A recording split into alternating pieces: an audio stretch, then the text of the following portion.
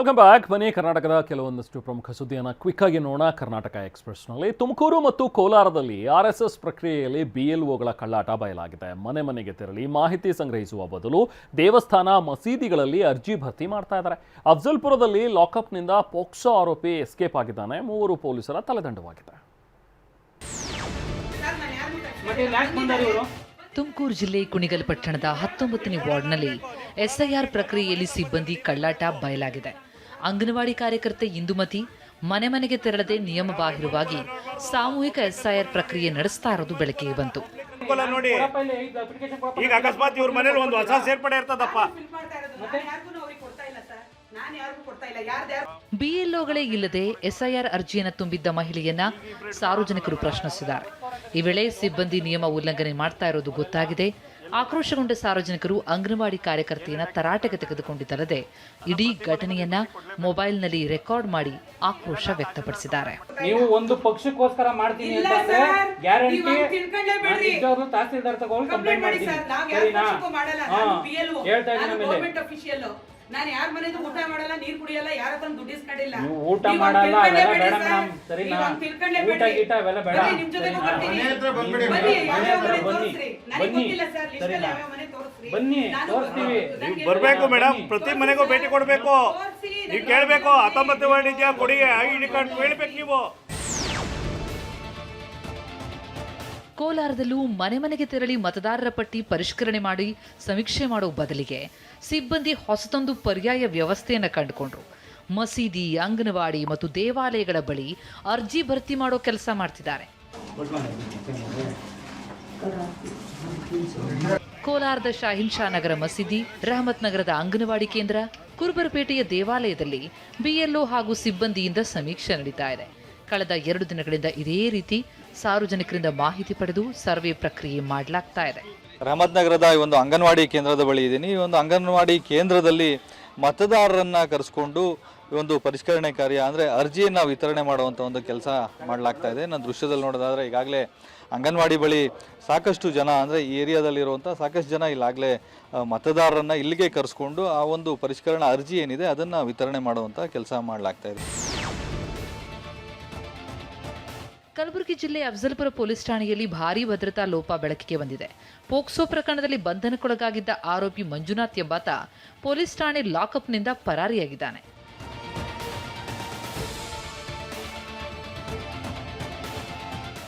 ಕಳೆದ 1 ವಾರದ ಹಿಂದೆ ದಾಖಲಾಗಿದ್ದ ಪೋಕ್ಸೋ ಪ್ರಕರಣದ ಸಂಬಂಧ ಆರೋಪಿಯನ್ನ ಬಂಧಿಸಿದ್ದ ಪೊಲೀಸರು ಲಾಕಪ್ನಲ್ಲಿರಿಸಿದ್ರು. ಆದರೆ ಗುರುವಾರ ಮಧ್ಯರಾತ್ರಿ ಪೊಲೀಸರು ಮಲಗಿದಾಗ ಆರೋಪಿ ಲಾಕಪ್ನಿಂದ ಎಸ್ಕೇಪ್ ಆದ. ಆರೋಪಿ ಠಾಣೆಯಿಂದ ಓಡಿ ಹೋಗುವ ದೃಶ್ಯ ಸಿಸಿಟಿವಿಯಲ್ಲಿ ಸೆರೆಯಾಗಿದೆ. ಪೊಲೀಸರು ಠಾಣೆಯಲ್ಲೇ ಮಲಗಿದ್ದ ಸಮಯದಲ್ಲಿ ಆತ ಪರಾರಿಯಾಗಿದ್ದಾನೆ ಎನ್ನಲಾಗಿದೆ. ಘಟನೆ ಬೆಳಕಿಗೆ ಬರ್ತಾ ಇದ್ದಂತೆ ಪೊಲೀಸ್ ಇಲಾಖೆ ತೀವ್ರ ಹುಡುಕಾಟ ಆರಂಭಿಸಿದ್ದು ಆಂಧ್ರಪ್ರದೇಶ, ಮಹಾರಾಷ್ಟ್ರ ಸೇರಿದಂತೆ ಗಡಿಭಾಗಗಳಲ್ಲಿ ವಿಶೇಷ ತಂಡಗಳನ್ನು ನಿಯೋಜಿಸಲಾಗಿದೆ. ಈ ಪ್ರಕರಣ ಸಂಬಂಧ ಕರ್ತವ್ಯ ಲೋಪದಡಿ 3 ಪೊಲೀಸರನ್ನ ಸಸ್ಪೆಂಡ್ ಮಾಡಲಾಗಿದೆ.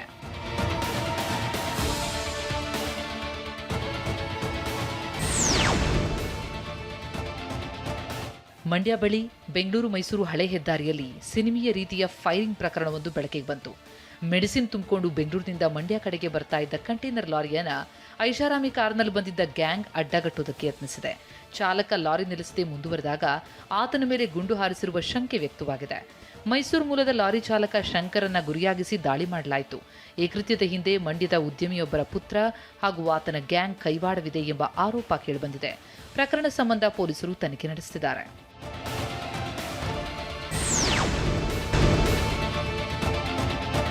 ಹುಣಸೂರು ಮೈಸೂರು ಹೆದ್ದಾರಿಯಲ್ಲಿ ಭೀಕರ ಅಪಘಾತ ಸಂಭವಿಸಿದೆ. ಕೆಎಸ್ಆರ್ಟಿಸಿ ಬಸ್ ಡಿಕ್ಕಿಯಾಗಿ ಬೈಕ್ನಲ್ಲಿದ್ದ 2 ಮೃತಪಟ್ಟರು. ಹುಣಸೂರು ತಾಲೂಕಿನ ಮಲ್ಲಿನಾಥಪುರದ ಹೊಸಲುಮಾರಮ್ಮ ದೇವಸ್ಥಾನದ ಬಳಿ ಅಪಘಾತ ನಡೆದಿದೆ. ಅಪಘಾತ ಸ್ಥಳದಲ್ಲೇ ಒಬ್ಬ ಸಾವನ್ನಪ್ಪಿದ್ದು ಮತ್ತೋರ್ವ ಆಸ್ಪತ್ರೆಗೆ ಸಾಗಿಸುವಾಗ ಸಾವನ್ನಪ್ಪಿದ್ದಾನೆ. ಮಂಡ್ಯದ ಕೃಷ್ಣೇಗೌಡ, ಮೈಸೂರಿನ ಮಂಜುನಾಥ್ ಮೃತರಾಗಿದ್ದು, ಈ ವೇಳೆ ಹುಣಸೂರು ತಾಲೂಕಿನ ಮರದೂರು ಗ್ರಾಮದಲ್ಲಿ ಹಾವು ಕಚ್ಚಿ ರೈತ ಸಾವನ್ನಪ್ಪಿದ್ದಾರೆ. 65 ವರ್ಷದ ಬಸವರಾಜೇಗೌಡ ಜಮೀನಿನಲ್ಲಿ ಕೆಲಸ ನಿರ್ವಹಿಸ್ತಾ ಇದ್ದ ವೇಳೆ ಹಾವು ಕಚ್ಚಿದೆ. ತಕ್ಷಣವೇ ಹುಣಸೂರು ಆಸ್ಪತ್ರೆಗೆ ಕರೆದೊಯ್ತಾ ಇದ್ದಾಗ ಮಾರ್ಗ ಮಧ್ಯೆ ಮೃತಪಟ್ಟಿದ್ದಾರೆ. ಉಡುಪಿಯಲ್ಲಿ ಅಪ್ರಾಪ್ತ ಬಾಲಕ ಅಪಹರಣ ಪ್ರಕರಣ ಭೇದಿಸಿದಂತ ಬ್ರಹ್ಮಾರ ಪೊಲೀಸರು 2 ಆರೋಪಿಗಳನ್ನು ಹೆಡೆಮುರಿ ಕಟ್ಟಿದ್ದಾರೆ. ಇನ್ನು ಚಾಮರಾಜನಗರದಲ್ಲಿ ಕಳ್ಳರು ಅಪಘಾತಕ್ಕೊಳಗಾದ ಕಾರಿನ ಸ್ಟೆಪ್ನಿ ಮೊಬೈಲ್ ಕಳುವು ಮಾಡಿದ್ದಾರೆ.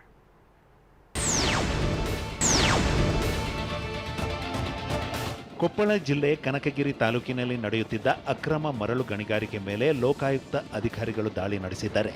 ನವಲಿ ಸಂಕನಾಲ ಗ್ರಾಮದಲ್ಲಿ ಕಾರ್ಯಾಚರಣೆ ನಡೆಸಿದ ಅಧಿಕಾರಿಗಳು 21 ಟಿಪ್ಪರ್ನಲ್ಲಿದ್ದ ಮರಳು, ಜೆಸಿಪಿ, ಹಿಟಾಚಿ ಯಂತ್ರಗಳನ್ನು ವಶಕ್ಕೆ ಪಡೆದಿದ್ದಾರೆ.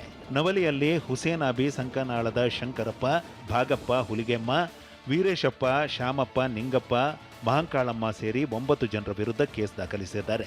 ಆರೋಪಿಗಳು ಪಟ್ಟಾ ಜಮೀನುಗಳಲ್ಲಿ ಮಣ್ಣು ಫಿಲ್ಟರ್ ಮಾಡಿ ಮರಳು ತಯಾರು ಮಾಡುತ್ತಿದ್ರು. ಗಣಿ ಮತ್ತು ಭೂವಿಜ್ಞಾನ ಇಲಾಖೆ ಅಧಿಕಾರಿಗಳು ದಾಳಿ ನಡೆಸದೆ ನಿರ್ಲಕ್ಷ್ಯ ವಹಿಸಿದ್ದರಿಂದ ಲೋಕಾಯುಕ್ತ ಅಧಿಕಾರಿಗಳೇ ದಾಳಿ ನಡೆಸಿದ್ದಾರೆ.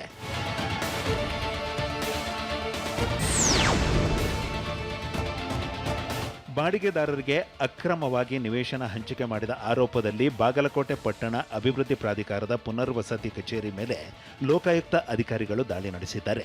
299 ಅಕ್ರಮ ನಿವೇಶನ ಹಂಚಿಕೆಯಾಗಿರುವ ಬಗ್ಗೆ ಸಾರ್ವಜನಿಕರಿಂದ ದೂರು ಬಂದ ಹಿನ್ನೆಲೆ ದಾಳಿ ನಡೆದಿದೆ. ಸದ್ಯ 18 ಅಕ್ರಮ ಸೈಟ್ಗಳ ಹಂಚಿಕೆಗೆ ಸಂಬಂಧಿಸಿದಂತೆ ಲೋಕಾಯುಕ್ತ ಇಲಾಖೆ ಸುಮೋಟೋ ಕೇಸ್ ದಾಖಲಿಸಿಕೊಂಡಿದೆ. ಬಾಗಲಕೋಟೆ ಲೋಕಾಯುಕ್ತ ಎಸ್ಪಿ ಮಹಾನಿಂಗ ನಂದಕಾವಿನ್ ಮಾರ್ಗದರ್ಶನದಲ್ಲಿ ಡಿವೈಎಸ್ಪಿ ಸುರೇಶ್ ರೆಡ್ಡಿ ನೇತೃತ್ವದಲ್ಲಿ ಈ ದಾಳಿ ನಡೆದಿದೆ.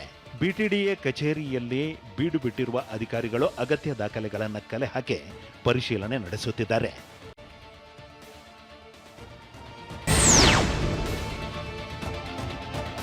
ಮಡಿಕೇರಿ ಕಸ ವಿಲೇವಾರಿ ಘಟಕಕ್ಕೆ ಉಪ ಲೋಕಾಯುಕ್ತ ನ್ಯಾಯಮೂರ್ತಿ ಫಣೀಂದ್ರ ಭೇಟಿ ನೀಡಿದ್ದಾರೆ.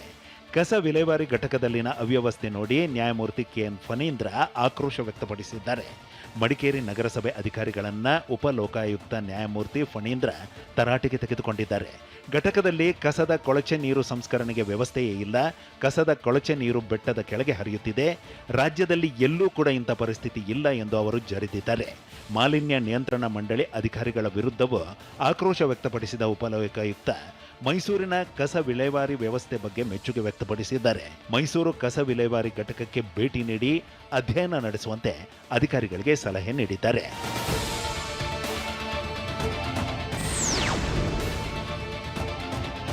ಬೀದರ್ ಜಿಲ್ಲೆಯ ಬಾಲ್ಕಿಯಲ್ಲಿರೋ ರೌಡಿ ಶೀಟರ್ಗಳ ಮನೆ ಮೇಲೆ ಪೊಲೀಸ್ ದಾಳಿ ನಡೆದಿದೆ. ಬಾಲ್ಕಿ ಉಪವಿಭಾಗದ 8 ಪೊಲೀಸ್ ಠಾಣಾ ವ್ಯಾಪ್ತಿಯ 100ಕ್ಕೂ ಹೆಚ್ಚು ರೌಡಿ ಶೀಟರ್ಗಳ ಮನೆ ಮೇಲೆ ಬೆಳ್ಳಂಬೆಳಗ್ಗೆ ರೈಡ್ ಮಾಡಲಾಗಿದೆ. ರೌಡಿ ನಿಗ್ರಹ ಪಡೆಯ 20ಕ್ಕೂ ಹೆಚ್ಚು ತಂಡಗಳು ಏಕಕಾಲಕ್ಕೆ ದಾಳಿ ನಡೆಸಿ ತಪಾಸಣೆ ನಡೆಸಿವೆ.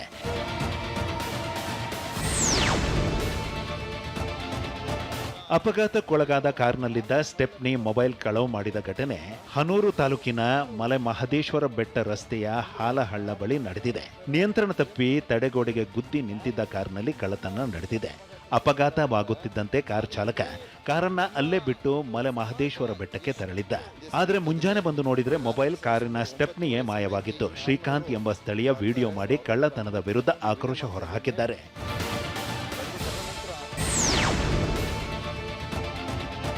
ರಾಜ್ಯದಲ್ಲಿ ಸಾಮಾಜಿಕ ಭದ್ರತಾ ಪಿಂಚಣಿಗಾಗಿ ವಯೋವೃದ್ಧರು ಮತ್ತು ಅರ್ಹ ಫಲಾನುಭವಿಗಳು ತಹಶೀಲ್ದಾರ್ ಕಚೇರಿ ಮುಂದೆ ಗಂಟೆಗಟ್ಟಲೆ ಕಾಯಬೇಕಾದ ಪರಿಸ್ಥಿತಿ ನಿರ್ಮಾಣವಾಗಿದೆ. ಸರ್ಕಾರದಿಂದ 5-6 ತಿಂಗಳಿನಿಂದ ಸಂದೇಹಾಸ್ಪದ ಖಾತೆಗಳ ಪರಿಶೀಲನೆ ಕಾರ್ಯ ನಡೆಯುತ್ತಿದ್ದು, ಪಿಂಚಣಿ ಮಂಜೂರಾತಿಗಾಗಿ ಅಗತ್ಯ ದಾಖಲಾತಿಗಳನ್ನು ನೀಡುವಂತೆ ಸೂಚಿಸಿ ಪಿಂಚಣಿಯನ್ನ ಸದ್ಯಕ್ಕೆ ಸ್ಥಗಿತಗೊಳಿಸಲಾಗಿದೆ. ಹೊಸ ದಾಖಲೆಗಳನ್ನು ನೀಡಲು ಹುಬ್ಬಳ್ಳಿ ತಹಶೀಲ್ದಾರರ ಕಚೇರಿ ಮುಂದೆ ವಯೋವೃದ್ಧರು ಪರದಾಡುವಂತಾಗಿದೆ.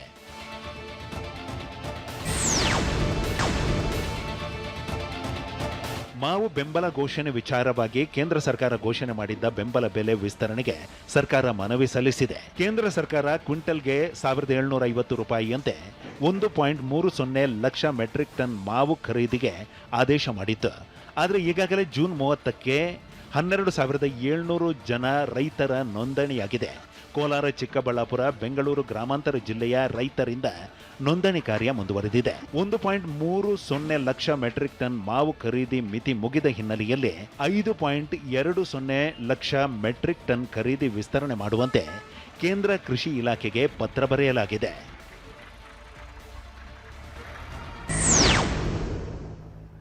ರಾಜ್ಯದ ಮೇಲೆ ಬರಗಾಲದ ಛಾಯೆ ಆವರಿಸಿರುವ ನಡುವೆಯೇ ಕರಾವಳಿಯಲ್ಲಿ ಮಳೆ ಚುರುಕುಗೊಂಡಿದೆ. ದಕ್ಷಿಣ ಕನ್ನಡ ಜಿಲ್ಲೆ ಬೆಳಗಾವಿ ನಗರದಲ್ಲಿ ಮಳೆ ರಿಲೀಫ್ ಕೊಟ್ಟಿದೆ. ಆದರೆ ಉತ್ತರ ಕರ್ನಾಟಕ ಬಹುತೇಕ ಭಾಗಗಳಲ್ಲಿ ಮಳೆ ಕೈಕೊಟ್ಟಿದೆ. ಮುಂಗಾರು ನಂಬಿ ಮಾಡಲಾಗಿದ್ದ ಬಿತ್ತನೆ ಕೂಡ ಹಾಳಾಗಿ ಹೋಗ್ತಿದೆ. ಕರಾವಳಿಯಲ್ಲಿ ತಡವಾಗಿ ಆರಂಭ ಆಗಿರುವಂತಹ ಮುಂಗಾರು ಇದೀಗ ತನ್ನ ಅಬ್ಬರವನ್ನು ತೋರಿಸುವುದಕ್ಕೆ ಆರಂಭಿಸಿದೆ. ಕಳೆದ ಕೆಲ ದಿನಗಳಿಂದ ದಕ್ಷಿಣ ಕನ್ನಡ ಜಿಲ್ಲೆಯಾದ್ಯಂತ ಧಾರಾಕಾರ ಮಳೆ ಸುರಿತಾ ಇದ್ದು ಪಶ್ಚಿಮ ಘಟ್ಟ ಪ್ರದೇಶಗಳಲ್ಲಿಯೂ ಉತ್ತಮ ಮಳೆಯಾಗ್ತಾ ಇದೆ. ಈ ಪರಿಣಾಮ ಜಿಲ್ಲೆಯ ಜೀವನಾಡಿಗಳಾದ ನೇತ್ರಾವತಿ ಮತ್ತು ಫಲ್ಗುಣಿ ನದಿಗಳು ತುಂಬಿ ಹರಿಯಲಾರಂಭಿಸಿದೆ. ನದಿಗಳಿಗೆ ಅಪಾರ ಪ್ರಮಾಣದ ನೀರು ಹರಿದು ಬರ್ತಾ ಇರುವಂತಹ ಹಿನ್ನೆಲೆಯಲ್ಲಿ ನದಿ ತೀರದ ಪ್ರದೇಶಗಳ ಜನರು ಎಚ್ಚರಿಕೆಯಿಂದಿರಬೇಕು ಅಂತ ಜಿಲ್ಲಾಡಳಿತ ಸೂಚನೆ ಕೊಟ್ಟಿದೆ. ಸದ್ಯಕ್ಕೆ ಜಿಲ್ಲೆಯಲ್ಲಿರ್ತಕ್ಕಂಥ ಜೀವ ನದಿಗಳ ನೀರಿನ ಮಟ್ಟವನ್ನು ನೋಡೋದಾದ್ರೆ ಬಂಟ್ವಾಳದಲ್ಲಿ ನೇತ್ರಾವತಿ ನದಿ ಸದ್ಯಕ್ಕೆ 4.95 ಮೀಟರ್ ಮಟ್ಟದಲ್ಲಿ ಹರಿತಾ ಇದೆ. ಅದೇ ನೇತ್ರಾವತಿ ನದಿ ಉಪ್ಪಿನಂಗಡಿಯಲ್ಲಿ 24.30 ಮೀಟರ್ ಮಟ್ಟದಲ್ಲಿ ಹರಿತಾ ಇದೆ. ಇನ್ನು ಗುರುಪುರದಲ್ಲಿ ಹರಿತಕ್ಕಂಥ ನದಿ 1.92 ಮೀಟರ್ ಹರಿತಾ ಇದೆ. ಮುಂಗಾರು ಮಳೆ ಕೈಕೊಟ್ಟ ಪರಿಣಾಮವಾಗಿ ತುಂಗಭದ್ರಾ ಜಲಾಶಯದಲ್ಲಿನ ನೀರಿನ ಮಟ್ಟ ಆತಂಕಕಾರಿಯಾಗಿ ಕುಸಿದಿದೆ. ಕಾಲುವೆಗಳಿಗೆ ನೀರು ಪೂರೈಕೆಯನ್ನು ಸ್ಥಗಿತಗೊಳಿಸಲಾಗಿದೆ. ಸರ್ಕಾರದ ಸೂಚನೆಯಂತೆ ತುಂಗಭದ್ರಾ ನೀರಾವರಿ ವಲಯದ ಅಧಿಕಾರಿಗಳು ಅಧಿಕೃತ ಆದೇಶವನ್ನು ಹೊರಡಿಸಿದ್ದು ಮುಂಗಾರು ಬೆಳೆಗೆ ನೀರು ಬಿಡುಗಡೆ ಮಾಡಲು ಸಾಧ್ಯವಿಲ್ಲ ಅಂತ ಸ್ಪಷ್ಟಪಡಿಸಿದ್ದಾರೆ. ಸದ್ಯ ಜಲಾಶಯದಲ್ಲಿ ಕೇವಲ 9 ಟಿಎಂಸಿ ನೀರು ಮಾತ್ರ ಸಂಗ್ರಹವಾಗಿದ್ದು ಕಳೆದ 10 ವರ್ಷಗಳಲ್ಲೇ ಇದು ಅತ್ಯಂತ ಕಡಿಮೆ ಪ್ರಮಾಣದ ನೀರಾಗಿದೆ. ಟಿಬಿ ಡ್ಯಾಂ ಮೇಲೆ ಅವಲಂಬಿತವಾಗಿರುವಂತಹ ಕೊಪ್ಪಳ, ಬಳ್ಳಾರಿ, ರಾಯಚೂರು ಹಾಗೂ ವಿಜಯನಗರ ಜಿಲ್ಲೆಗಳ ಸಾವಿರಾರು ರೈತರು ಇದೀಗ ಸಂಕಷ್ಟಕ್ಕೆ ಸಿಲುಕಿದ್ದಾರೆ.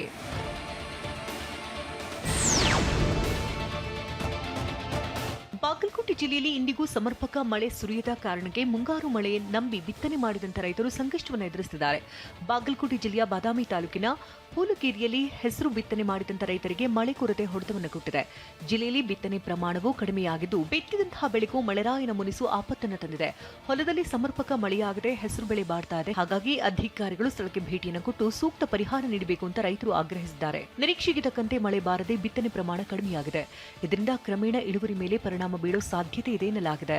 ಪ್ರಾರಂಭಿಕ ಹಂತದಲ್ಲಿ ಸ್ವಲ್ಪ ಮಟ್ಟಿಗೆ ಮಳೆ ಆಯಿತು ಅಂತ ಹೇಳ್ಕೊಂಡು ಮುಂದೆ ಮಳೆ ಸರಿಯಾಗಿ ಆಗಬಹುದು ಅನ್ನೋ ಒಂದು ನಂಬಿಕೆ ಮೇಲೆ ಏನು ಅನ್ನದಾತರು ತಮ್ಮ ಹೊಲದಲ್ಲಿ ಬಿತ್ತನೆಯನ್ನು ಮಾಡಿದ್ರು. ಆದರೆ ಬಿತ್ತನೆ ಮಾಡಿದ ನಂತರದ ಸಂದರ್ಭದಲ್ಲಿ ಮಳೆ ಏನು ಸಮರ್ಪಕವಾಗಿ ಆಗದೇ ಇರುವುದರಿಂದ ಏನು ಹೊಲದಲ್ಲಿನೇ ಬಿತ್ತಿದಂತಹ ಬೆಳೆ ಏನು ಒಣಗಿ ಹೋಗ್ತಾ ಇರುವಂಥದ್ದು. ಈ ಬಾರಿ ಮಳೆ ಬಾರದೆ ಧಾರವಾಡದ ರೈತರು ಬೆಳೆಯನ್ನು ಕಳೆದುಕೊಳ್ಳೋ ಆತಂಕದಲ್ಲಿದ್ದಾರೆ. ನವಲಗುಂದ ತಾಲೂಕಿನ ಕಲ್ಲೆ, ಶಿರೂರು ಸೇರಿದಂತೆ ವಿವಿಧ ಕಡೆಗಳಲ್ಲಿ ಪೂರ್ವ ಮುಂಗಾರು ಮಳೆ ಉತ್ತಮವಾಗಿ ಬಿದ್ದಿದ್ದರಿಂದ ರೈತರು ಬೇಗನೆ ಕೃಷಿ ಚಟುವಟಿಕೆಯನ್ನು ಆರಂಭಿಸಿದ್ರು. ಆದರೆ ಮುಂಗಾರು ಮಳೆ ಕೈಕೊಟ್ಟಿರುವುದರಿಂದ ನೊಂದಿರುವಂತಹ ರೈತರು ಟ್ರ್ಯಾಕ್ಟರ್ ಮೂಲಕ ತಾವೇ ಬಿತ್ತಿದಂತಹ ಉದ್ದನ ಬೆಳೆಯನ್ನ ನಾಶ ಮಾಡುತ್ತಿದ್ದಾರೆ. ಎಕರೆಕ್ರಿ ಬೀಜ, ಗೊಬ್ಬರ, ಟ್ರ್ಯಾಕ್ಟರ್ ಹೊಡೆದಿದ್ದು, ಹರಿಗಿದ್ದು ಎಲ್ಲ ಕೂಡ 10-11 ಸಾವಿರ ರೂಪಾಯಿ ಖರ್ಚು ಬರುತ್ತೆ ಸರ್. ಈಗ ಭಾಳ ನೋವು ಅನ್ಸತ್ತೆ ಸರ ನಮ್ಗೆ. ಯಾಕಂದ್ರೆ ಬೆಳೆದ ಬೆಳೆ ಕೈ ಸಿಗಲಿಲ್ಲ ಅಂದ್ರೆ ಅದ್ರಾಗ ಮಳೆರಾಯ ಒಂದು ಭಾಳ ಕೈ ಹಿಡ್ಲಿಲ್ಲ ರೀ ವರ್ಷ. ಭಾಳ ನೋವಾಗೈತೆ ಸರ್. ಕಲಬುರಗಿ ಜಿಲ್ಲೆಯಲ್ಲಿ ಭೀಕರ ಬರಗಾಲದ ಛಾಯೆ ಆವರಿಸಿದ್ದು ಮುಂಗಾರು ಕ್ಷೀಣಿಸಿರುವುದರಿಂದ ಕುಡಿಯುವ ನೀರಿಗಾಗಿ ಹಾಹಾಕಾರ ಶುರುವಾಗಿದೆ. ಅಫ್ಜಲ್ಪುರ ತಾಲೂಕಿನ ಬಿದನೂರು ಗ್ರಾಮಸ್ಥರು ಬಾವಿ ನೀರಿಗೆ ಮೊರೆ ಹೋಗಿದ್ದಾರೆ. 6,000-7,000 ಜನಸಂಖ್ಯೆ ಇರುವಂತಹ ಗ್ರಾಮದಲ್ಲಿ ಕೇವಲ 2 ಬಾವಿಗಳು ಮಾತ್ರ ಇವೆ. ಈಗಾಗಲೇ ಒಂದು ಬಾವಿ ಬತ್ತಿ ಹೋಗಿದ್ದು ಇರುವಂತಹ ಒಂದು ಬಾವಿಯಲ್ಲಿರುವಂತಹ ನೀರಿಗಾಗಿ ಮಹಿಳೆಯರು ಪರದಾಡುವಂತಾಗಿದೆ. ಜೆಜೆಎಂ ಯೋಜನೆಯಡಿ ಪ್ರತಿ ಮನೆಗೂ ನಲ್ಲಿ ಸಂಪರ್ಕ ಕಲ್ಪಿಸಿದ್ರು ಈವರೆಗೂ ಹನಿ ನೀರು ಬಂದಿಲ್ಲ ಅಂತ ಗ್ರಾಮಸ್ಥರು ಆಕ್ರೋಶ ಹೊರಹಾಕಿದ್ದಾರೆ. ಮುಂದರೆ ನಾವು ನೀರ ನಳ ಮಾಡಲಿಲ್ಲಲ್ರಿ, ಅವ್ರಿಗೆ ಯಾವ ಪಂಚಾಯತ್ ಎಲೆಕ್ಷನ್ ಹಾಕಲ್ರಿ, TPS ಎಲೆಕ್ಷನ್ ಹಾಕಲ್ರಿ, ಅವು ಮ್ಯಾಲಿನ ಎಲೆಕ್ಷನ್ ಓಟ್ನು ಹಾಕಲ್ರಿ. ನಾವ್ರಿ ನಮಗೆ ಸೀದಾ ನಮ್ಮ ಮನೆಗೆ ನಳ ಬರ್ಬೇಕ್ರಿ. ಇದೇ ಕಷ್ಟ ಮಾಡಿಕೊಂಡು ನೀರು ಮನೆ ಜೊಗ್ಗಲ್ಗೆ ಹೋಗಿಸಂದ್ರೆ ನಮ್ಮ ಅಲ್ಲಿ ಬಾಯ ನೀರು ಹಿಡ್ಲಿಕ್ಕೆ ಹೋಗಿ ನಾ ದಪ್ಪ ಅಂತ ಬೀಳ್ತಿದ್ರಿ. ಬಿದ್ದಿರೋ ತಕ್ಷಣ ಇಲ್ಲಿ ಯಾರು ಬಾಯಿ ಮೇಲೆ ಒಮ್ಮೊಮ್ಮೆ ಯಾರೇ ಇರ್ತಾರೆ, ಒಮ್ಮೊಮ್ಮೆ ಯಾರೇ ಇರಲ್ರಿ. ನಾನು ಬಿದ್ದ ತಕ್ಷಣ ಸಾಯೋದೇ ಅಲ್ರಿ. ಬೀದರ್ ಜಿಲ್ಲೆಯಲ್ಲಿ ಸಣ್ಣ ಪ್ರಮಾಣದಲ್ಲಿ ಮಳೆ ಆಗ್ತಾ ಇರೋದ್ರಿಂದ ಬಿತ್ತನೆ ಕಾರ್ಯ ಚುರುಕುಗೊಂಡಿದೆ. ಆದರೆ ಡೀಸೆಲ್ ದರ ಹೆಚ್ಚಳದಿಂದಾಗಿ ಟ್ರ್ಯಾಕ್ಟರ್ ಮಾಲೀಕರು ಬಾಡಿಗೆ ದರವನ್ನು ಹೆಚ್ಚಿಸಿರುವುದು ರೈತರಿಗೆ ಹೆಚ್ಚುವರಿ ಹೊರೆ ತಂದಿದೆ. ಈ ಹಿಂದೆ 1 ಎಕರೆಗೆ ಟ್ರ್ಯಾಕ್ಟರ್ ಮೂಲಕ ಬಿತ್ತನೆ ಮಾಡೋದಕ್ಕೆ ಸುಮಾರು 1,000 ರೂಪಾಯಿ ಪಡೆಯಲಾಗ್ತಾ ಇತ್ತು. ಇದೀಗ ಅದೇ ಕೆಲಸಕ್ಕೆ 1,200 ರೂಪಾಯಿ ವಸೂಲಿ ಮಾಡಲಾಗ್ತಿದೆ. ಅಂದರೆ ಪ್ರತಿ ಎಕರೆಗೆ ಸುಮಾರು 200 ರೂಪಾಯಿ ಹೆಚ್ಚುವರಿ ವೆಚ್ಚ ರೈತರಿಗೆ ಬೀಳ್ತಾ ಇದೆ. ಇದರಿಂದ 10 ಎಕರೆ ಜಮೀನು ಹೊಂದಿರುವಂತಹ ರೈತರಿಗೆ ಇದು ಸಾವಿರಾರು ರೂಪಾಯಿಗಳು ಹೆಚ್ಚುವರಿಯಾಗಿ ಖರ್ಚಾಗ್ತಿದೆ. ಕೇವಲ ಟ್ರ್ಯಾಕ್ಟರ್ ಬಾಡಿಗೆ ಮಾತ್ರವಲ್ಲದೆ ಉಳುಮೆ, ರೋಟೋವೇಟರ್, ಕಲ್ಟಿವೇಟರ್ ಸೇರಿದಂತೆ ಇತರೆ ಕೃಷಿ ಯಂತ್ರೋಪಕರಣಗಳ ಬಾಡಿಗೆ ದರವೂ ಏರಿಕೆಯಾಗಿದೆ. ಕಳೆದ ವರ್ಷ ಸುಮಾರು 1,000 ರೂಪಾಯಿ ಎಕರೆಗೆ ಬಿತ್ತನೆ ಮಾಡ್ತಾ ಇದ್ರು. ಆದರೆ ಈಗ ಅದು 200 ರೂಪಾಯಿಗೆ ಜಾಸ್ತಿ ಆಗಿರ್ತಕ್ಕಂಥ ಅಂದ್ರೆ 1,200 ರೂಪಾಯಿ ಪರ್ ಎಕರೆಗೆ ಈಗಾಗಲೇನು ಬಿತ್ತನೆ ಮಾಡ್ತಿರುವಂಥದ್ದು. ಯಾಕೆಂದರೆ ಈ ಬಿತ್ತನೆ ಮಾಡೋದು ಹಿಡ್ಕೊಂಡು ಪ್ರತಿಯೊಂದು ಕೂಡ ಈಗ ದುಬಾರಿಯಾಗಿ ಪರಿಣಮಿಸಿರುವಂಥದ್ದು. ಯಾಕೆಂದರೆ ಇದ್ರ ಜೊತೆಗೆ ಕೂಡ ಈಗ ಗೊಬ್ಬರದ ದರನೂ ಕೂಡ ಈಗ ಸಾಕಷ್ಟು ಪ್ರಮಾಣದಲ್ಲಿ ಏರಿಕೆ ಆಗಿರ್ತಕ್ಕಂಥದ್ದು. ಮಳೆಗಾಲ ಆರಂಭ ಆಗ್ತಾ ಇದ್ದಂತೆ ಉಡುಪಿಯ ಕುಂದಾಪುರ ತಾಲೂಕಿನ ಕಟ್ಬೇಲೂರು ಗ್ರಾಮದ ಹೊಸಕಳ್ಳಿ ಭಾಗದ ರೈತರು ಸಂಕಷ್ಟದ ಸುಳಿಯಲ್ಲಿ ಸಿಲುಕಿದ್ದಾರೆ. ಇಲ್ಲಿನ ಕಿಂಡಿ ಅಣೆಕಟ್ಟು ಒಡೆದು ಹೋಗಿರುವ ಪರಿಣಾಮ ಅಪಾರ ಪ್ರಮಾಣದ ನೀರು ಕೃಷಿ ಭೂಮಿಗೆ ನುಗ್ಗಿ ಹಸಿರಿನಿಂದ ಕಂಗೊಳಿಸಬೇಕಾಗಿದ್ದಂತಹ ಹೊಲಗಳು ಇದೀಗ ನೀರಿನ ಅಡಿಯಲ್ಲಿ ಮುಳುಗಿದೆ. ವರ್ಷ ಪೂರ್ತಿ ಕೃಷಿಯನ್ನೇ ನಂಬಿ ಬದುಕ್ತಾ ಇರುವಂತಹ ಸುಮಾರು 50ರಿಂದ 60 ಕುಟುಂಬಗಳ ಜೀವನೋಪಾಯವೇ ಇದೀಗ ಅನಿಶ್ಚಿತತೆಯ ಅಂಚಿನಲ್ಲಿದೆ. ಒಂದೇ ದಿನ ಶುರುವಾಗಿರುವಂಥ ಮಳೆಯಿಂದಾಗಿ ಈ ಒಂದು ಹೊಳೆ ಏನಿದೆ ತುಂಬಿ ಹರಿತಿರುವಂಥದ್ದು. ತುಂಬಿ ಹರಿದ ಪರಿಣಾಮವಾಗಿ ಒಂದು ಕಿಂಡಿ ಅಣೆಕಟ್ಟನ್ನು ಮಾಡಲಾಗುತ್ತೆ. ಆದರೆ ಮಾಡಲಾಗಿರುವಂಥ ಕಿಂಡಿ ಅಣೆಕಟ್ಟು ತುಂಬನೇ ಚಿಕ್ಕದಾಗಿರೋದ್ರಿಂದ ಒಂದು ಹೊಳೆಯ ನೀರು ರಭಸವಾಗಿ ಹರಿಯುವುದರಿಂದ ಕೃಷಿ ಭೂಮಿಗಳಿಗೆ ನುಗ್ಗಿ ಈಗ ಸಮಸ್ಯೆ ಶುರುವಾಗಿರುವಂಥದ್ದು. ಇಲ್ಲಿರುವಂಥ ಸುಮಾರು 50ರಿಂದ 60ಕ್ಕೂ ಅಧಿಕ ಮನೆಗಳೇನಿದೆ ಅಲ್ಲಿ ಈಗ ಸಮಸ್ಯೆಯನ್ನು ಎದುರಿಸ್ತಿರುವಂಥದ್ದು. ಆ ಕಿಂಡಿ ಅಣೆಕಟ್ಟಿನಿಂದ ರಭಸವಾಗಿ ನೀರು ಹರಿದ ಪರಿಣಾಮವಾಗಿ ಕೃಷಿ ಭೂಮಿಗಳಿಗೆ ನೀರು ನುಗ್ಗಿ ಈಗ ಈ ಭಾಗದ ಕೃಷಿಕರು ಆತಂಕ ಪಡುವಂತಾಗಿದೆ. ಗದಗ ಜಿಲ್ಲೆಯಲ್ಲಿ ಮಳೆ ಅಭಾವದಿಂದ ಜಿಲ್ಲೆಯಾದ್ಯಂತ ಬರದ ಛಾಯೆ ಆವರಿಸಿದೆ. ಕಳೆದ 1 ತಿಂಗಳಿನಿಂದ ಸಮರ್ಪಕವಾಗಿ ಮಳೆಯಾಗದ ಪರಿಣಾಮವಾಗಿ ಹೊಲಗಳಲ್ಲಿ ಬಿತ್ತನೆ ಮಾಡಿದಂಥ ಮೆಕ್ಕೆಜೋಳ, ಹೆಸರು ಸೇರಿದಂತೆ ಮುಂಗಾರು ಬೆಳೆಗಳು ಒಣಗಿ ಹೋಗುತ್ತಿದೆ. ಸಾಲ ಮಾಡಿ ಕೃಷಿ ಆರಂಭಿಸಿದಂಥ ರೈತರು ಇದೀಗ ಕೈಗೆ ಬಂದ ತುತ್ತು ಬಾಯಿಗೆ ಬರದ ಸ್ಥಿತಿಗೆ ತಲುಪಿದ್ದು 7 ತಾಲೂಕುಗಳ ರೈತರಲ್ಲಿ ಆತಂಕ ಮನೆ ಮಾಡಿದೆ. ಶಿರಹಟ್ಟಿ ತಾಲೂಕಿನ ಬೂದಿಹಾಳ ಗ್ರಾಮ ಸೇರಿದಂತೆ ಹಲವು ಕಡೆ ರೈತರು ಸರ್ಕಾರದ ನೆರವಿಗಾಗಿ ಕಾಯುತ್ತಿದ್ದಾರೆ.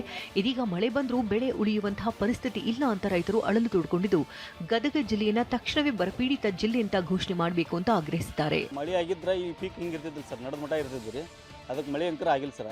ಮಳೆ ಈಗ ಒಂದು ಎಕರೆಗೆ ರೀ 25ರಿಂದ 30 ಸಾವಿರ ರೂಪಾಯಿ ಖರ್ಚು ಮಾಡ್ಯಾರ ಸರ್. ನಮ್ಮ